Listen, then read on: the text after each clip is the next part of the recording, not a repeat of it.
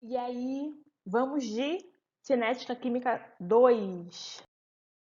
Então, gente, dando continuidade ao estudo da velocidade das reações químicas, nós temos algumas teorias e algumas coisas que acontecem para que essa reação ocorra de forma efetiva, de forma rápida. Tempo é dinheiro, não é verdade? Então, o que vai acontecer? Nós temos aqui a teoria das colisões, que essas moléculas elas devem colidir de forma correta para que os produtos sejam formados. Então, o que acontece? Aqui a gente vai fazer uma reação entre a molécula de gás hidrogênio, que é H2, e a molécula de iodo, né, I2. Então aqui, o que acontece? O H2 vai entrar em contato, vai colidir com o I2, com o gás de iodo. Então, o momento em que eles se encontram, esse encontro ele deve ser efetivo. Então, vai ter um estado intermediário aqui, dessa colisão, onde as ligações entre os hidrogênios e as ligações entre os iodos vão se romper. E vai acontecer o encontro do iodo com o hidrogênio. Então, vai ser estabelecida uma nova ligação e outras ligações serão rompidas. O iodo vai se ligar com o hidrogênio, formando uma ligação. É nesse momento aqui da colisão. Então, vão se romper ligações entre hidrogênios, entre os iodos, e vão se formar as ligações entre iodo e hidrogênio, formando essa espécie aqui, o ácido iodídrico. Então, eles vão se posicionar, vão colidir. Essa colisão vai romper ligações e formar outras ligações, e daí nós vamos ter a formação do nosso produto. Então, aqui, né, vocês conseguem ver essas bolotinhas colidindo umas com as outras. É nesse sentido mesmo. Então, vamos lá. Essa colisão ela tem que ser eficaz, ela tem que ser uma colisão maneira. Não é esbarrando de qualquer jeito, sabe? Não é uma molécula esbarrando, batendo. Uma está na posição horizontal, outra na vertical e elas vão bater e vai rolar. Não, não. Tem que ser bonitinho. A parada tem que ser organizada. Então aqui nós temos o iodo em verde e o gás hidrogênio em laranja. Eles estão se olhando e tal, eles pensam, vou formar uma ligação com esse elemento, vou formar uma ligação. Então, aqui nós temos uma forma eficaz de colisão. Então, eles vão encontrar de forma frontal, de forma. Ambos estão na posição vertical, sabe? Para ter todo o encontro de almas ali. Então, essa é uma forma eficaz. Quando a colisão ela é restrita, quando é uma colisão não parcial, sabe, não tão efetiva, não vai acontecer. Essa reação ela não rola, entendeu? Então, aqui na teoria, né, das colisões, dizem que são necessárias uma orientação geométrica favorável das moléculas no instante do choque, colisão frontal, e uma energia mínima para a reação ocorrer, que é a energia de ativação. Então, esse momento que eles precisam de um pontapé inicial. Esse pontapé vai fazer com que eles se movam para ir ao encontro um do outro. Então, essa energia, que é o pontapé, se chama energia de ionização. E esse encontro se chama colisão, né? Então vamos lá. O que seria energia de ativação? É a energia mínima necessária para iniciar uma reação química. Por exemplo, tipo quando você está afim de uma pessoa, um amigo acha que tal pessoa combina muito com você. Aí você fala assim, tá, me mostra o Instagram dela. Então, esse amigo, ele foi a energia de ativação. Ele despertou um interesse em você. Então, depois dessa energia de ativação, as coisas elas vão acontecer. Você vai olhar o Instagram da pessoa, você vai ver se ela se gosta dela, você vê se ela tem coisas em comum com você. Depois vocês vão conversar e aí vocês vão, né, realizar a ligação química, a reação química. Então, Essa energia de ativação é isso, é a energia mínima necessária para iniciar uma reação química. É importante saber que cada reação existe uma energia de ativação apropriada, ou seja, não tem um valor igual para todas as reações. Vamos lá. Aqui nós temos o nosso gráfico. Os gráficos de cinética eles têm a mesma carinha assim. Eles vão ter no eixo Y a energia e no eixo X o caminho da reação. Daí o que acontece? Aqui vai ter um valor de energia, né? São vários valores de energia. Aqui um valor pequeno e aqui em cima nós temos um valor alto. Então vamos supor que aqui seja 10 e aqui seja 100. Isso estou jogando os valores aleatórios, tá, gente? Só para vocês conseguirem identificar o que eu estou falando. Então aqui, essa energia, ela vai começar aqui nos reagentes. Os reagentes são os elementos que se unem para formar os produtos. Então a energia está aqui embaixo. Só que ocorre o momento que a gente coloca os reagentes juntos nas condições favoráveis, vai aumentando essa energia. Então a distância aqui, ó, do valor dos reagentes até chegar na parte do encontro, na parte em que esses elementos colidem, vai ter a energia de ativação. Então, ela começa aqui em 10, junto com os reagentes, e termina no complexo ativado.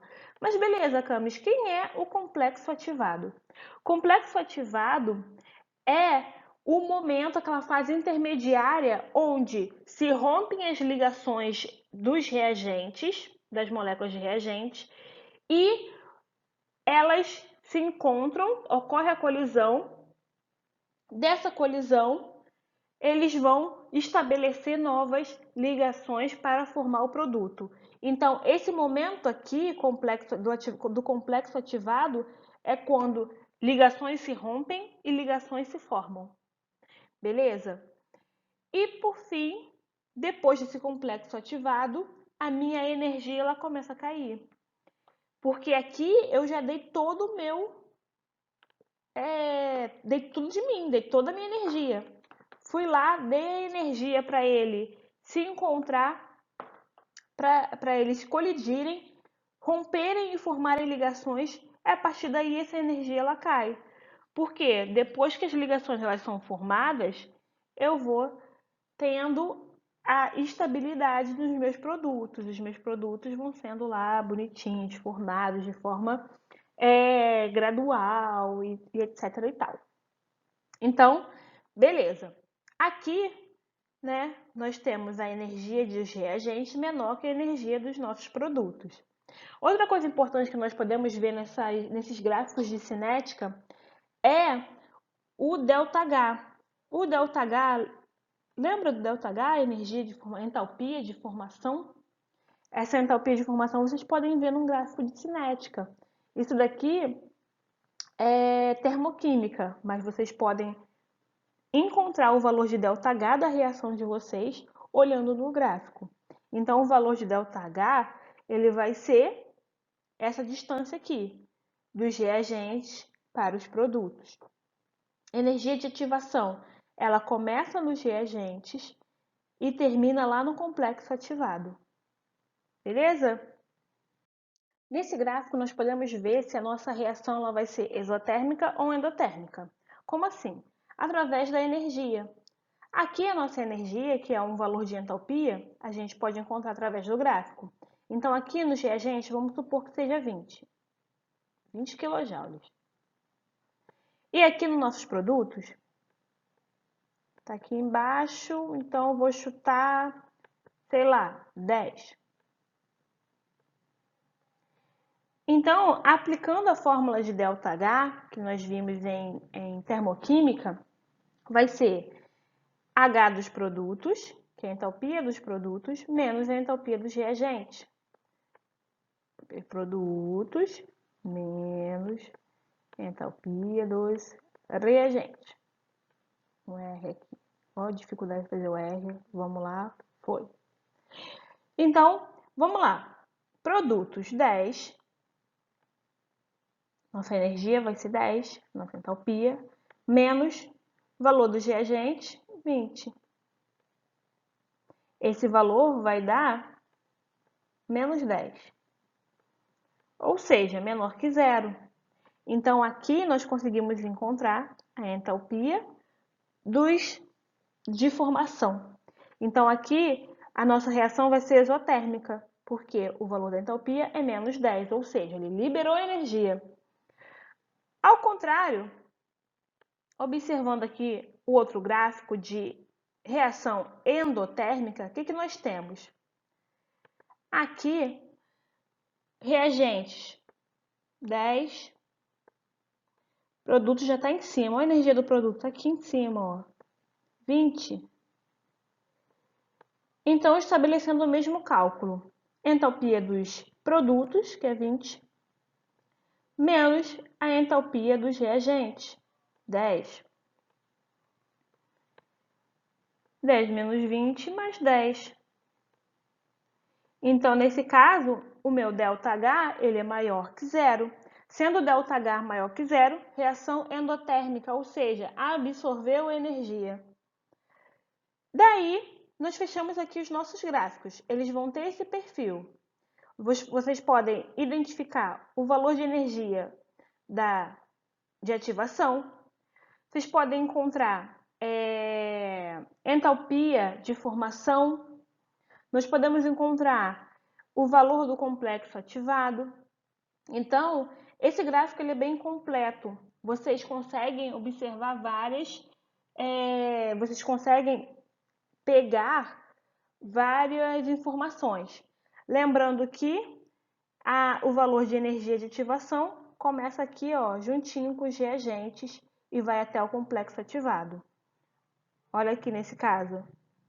A energia de ativação começa aqui nos reagentes e termina no complexo ativado. Tudo bem? Agora nós vamos ver os fatores que vão influenciar a velocidade da reação. Nós temos concentração, pressão, temperatura, superfície de contato e catalisador. Tem que decorar? Sim, vocês têm que saber disso, tá bom? Vamos ver a influência da concentração. Aqui, se eu tenho uma maior concentração de reagente, eu tenho maior colisão, porque eu tenho mais soluto ali no meio. Eu tenho mais moléculas convivendo juntas. Então, se eu tenho uma alta concentração de moléculas, a chance de eu colidir com alguma e formar um produto, ela é elevada. Então, quanto mais coisa num ambiente, maior a probabilidade de eu esbarrar em outras moléculas.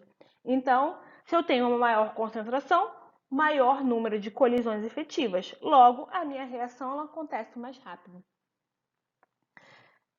Vamos ver aqui, no meu exemplo, aqui eu coloquei uma quantidade menor concentração, e no meu frasco do lado direito, eu tenho uma concentração mais elevada. Logo, eu consigo fazer a minha reação de forma mais rápida, consigo ter mais efetividade na minha reação. Quando eu tenho uma pressão, a influência da pressão está relacionada com gases, então fiquem atentos. Se no meu meio reacional eu não tenho nenhum gás, a pressão não vai exercer influência nenhuma, tudo bem? Então prestem atenção. Aqui no meio eu tenho meu estado neutro, eu tenho uma quantidade X, eu não altero essa quantidade, porém eu vou alterar a minha pressão. Então aqui eu tendo dois pesos aqui sob o êmbolo. Se eu estou exercendo uma pressãozinha média, né, de 2 pezinhos, eu estou lá no meio, né? Estou lá de boa. Ainda não aconteceu muita coisa. Mas se eu retiro um peso, o que acontece? O meu êmbolo relaxa, ele aumenta o volume ali dentro. Então, se eu aumento o meu volume ali dentro, a chance de eu encontrar com alguém é menor, porque eu tenho mais espaço, cada um fica num canto. É um isolamento social aqui da pressão, é o isolamento social das moléculas. No caso, se eu vier para a esquerda, eu adicionei outros 2 pezinhos. Se eu adicionei, o êmbolo ele vai baixar. Então, eu vou ter um volume menor. Então, se eu tenho um volume menor, as chances de eu encontrar com as pessoas é muito maior. Então, se eu estou num lugar confinado, se eu estou aglomerada, quer dizer que eu aumento as chances de velocidade de reação, eu aumento as chances de contágio, né? Fazendo uma associação com o que estamos vivendo. Então, se eu diminuo o volume, eu aumento a aglomeração de moléculas e eu consigo com que as colisões elas aumentem. Então, eu consigo aumentar a velocidade da minha reação, eu consigo aumentar o contágio ali naquele ambiente. Beleza? Temperatura. Temperatura, vamos prestar atenção, a temperatura ela sempre vai agitar as moléculas. A temperatura ela agita as moléculas e agita a gente também. Por exemplo, quando a gente está no verão, a quantidade de pessoas na rua é muito maior.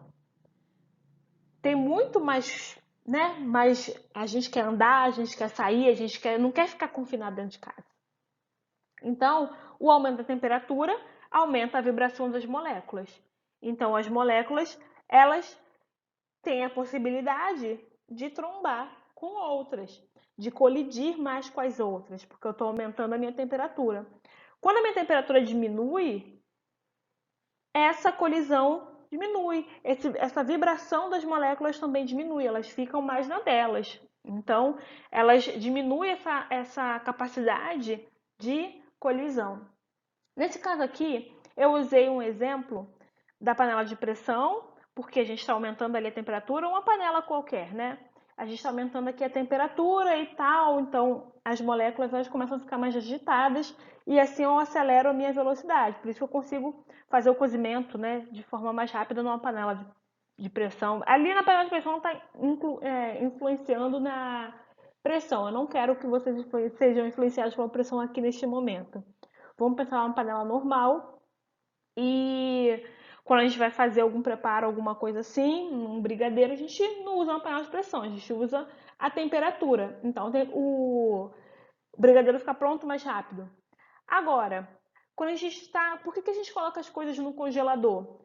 Porque nós diminuímos a atividade das moléculas.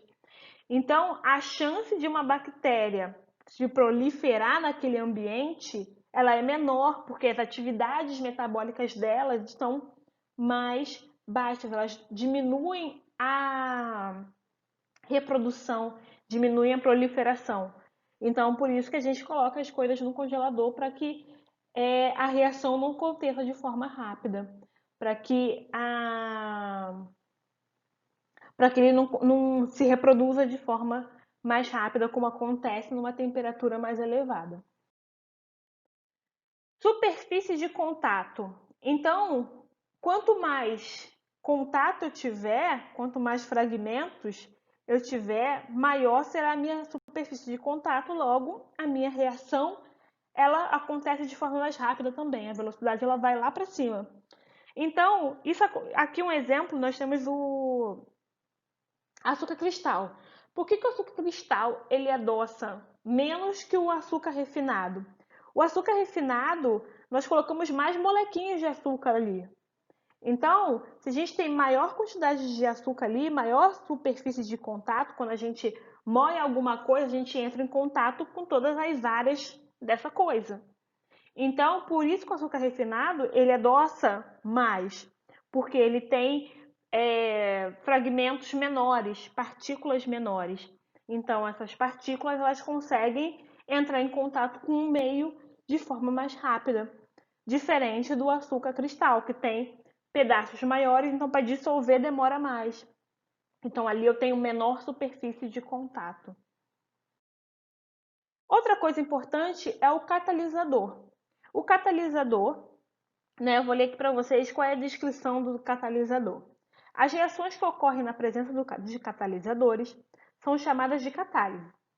O catalisador é uma substância química que acelera a velocidade da reação e diminui a energia de ativação, sem sofrer nenhuma transformação em sua estrutura.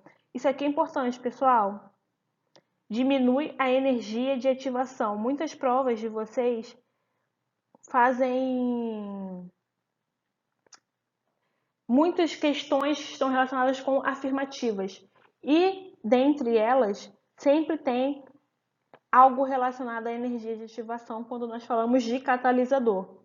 Então, preste atenção. A energia de ativação aqui no gráfico, quando a gente usa catalisador, ela é menor. Então, eu preciso de uma menor energia para que a minha reação aconteça.